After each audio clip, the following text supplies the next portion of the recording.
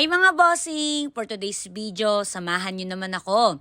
Ikukwento ko sa inyo kung ano yung mga kaganapan sa Team Graffiti Moto Camping. Sa Laguna nga pala gaganapin yung Moto Camping mga bossing, kaya ito, babiyahin na kami papuntang Laguna. 9:30 nga pala kami nang dumating sa meeting place mga bossing. At sa mga oras to mga bossing, nagkape na nga pala ako. Nagkape ulit. Ito nga pala yung mga motor na ginamit namin. Ito kay Toyo Moto. Ito naman kay Step 5. Ito naman kay Laika. At yung isa naman kay Idol Moto. Ay, parang mali mga sinabi ko. Mali. Ulit. Kay Step 5 pala yan mga bossing. Itong isa kay Toyo Moto. Itong isa naman kay Laika Luminous. At syempre, yung isa dyan ay kay... Kanino nga ulit yun? Kay Mingsun. Tapos itong isa kay... Idol Moto. Yan o, diba? O, ganda ng motor. Kay Boss M nga pala yan at kay Hammerman, mga bossing. So, ayun mga bossing, pinatawag na rin kami para sa final briefing. Good morning. Oh guys, good morning. Ito na yung camping ride na matagal nyo nang nire-request. Ride to ni Step eh. Step, happy birthday. Thank you po. Happy birthday to you! Siyempre, after ng final briefing, mga bossing, bago mag-take off, nag-gear up na rin ako. 11 na kasi ng umaga, mga bossing. Nalate kasi si Kuya Jowo, inantay pa namin, pero hindi talaga siya dumating. Oh, sad. Kaya ito, mag-gear up na kami mga bossing ng 11 a.m. para makapag-lunch kami. O, diba? Ang ganda-ganda ng gear up natin for today's video.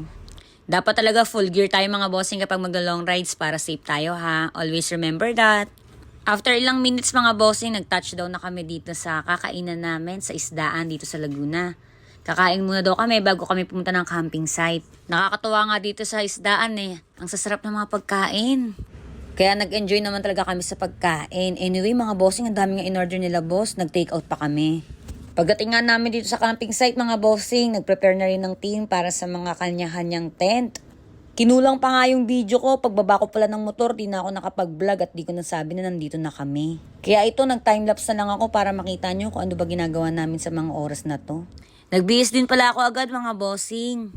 Ganyan pala yung camping attire ko for today's video.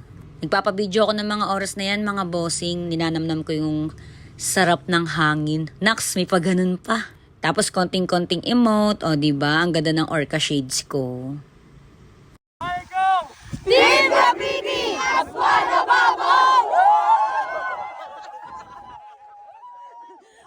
Pagtapos niyan mga bossing, mag-bonfire na kami. Si Kisha nga pala yung punong abala dyan mga bossing.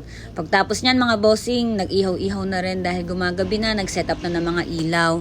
Nag-ihaw nga pala ng liempo, talong, at ng kung ano-ano pang pagkain mga bossing. Pagtapos mga bossing, nakisali nga pala ako. Kasi kailangan daw na painitan yung dahon ng saging para maging malinis. Kaya ito, ginawa ko na para daw kumunat, para kapag kumain, hindi daw basta-basta napupunit. Kaya ito, lahat kami tinry yan mga bossing.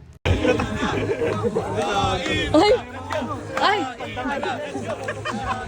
Kakain na rin pala kami mga bossing. Isa to sa mga pinakamasayang nangyari ngayong gabi. Ang kumain at naghanapan ng liempong naubos agad. Buti na lang mabilis ako mga bossing. Nakakain ako ng liempo. Kaya tuwang-tuwa nakakuha agad ng liempo si Boss Babe.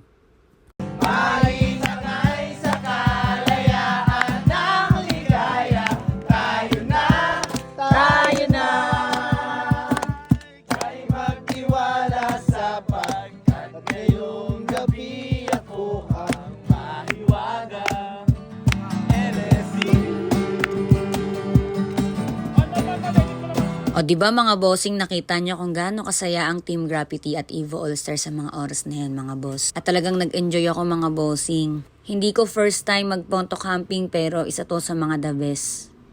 Mauubos na nga yung ngiti ko kakatawa sa mga oras to mga bossing. O siya, antayin nyo yung paggising namin at yung next vlog ko mga bossing.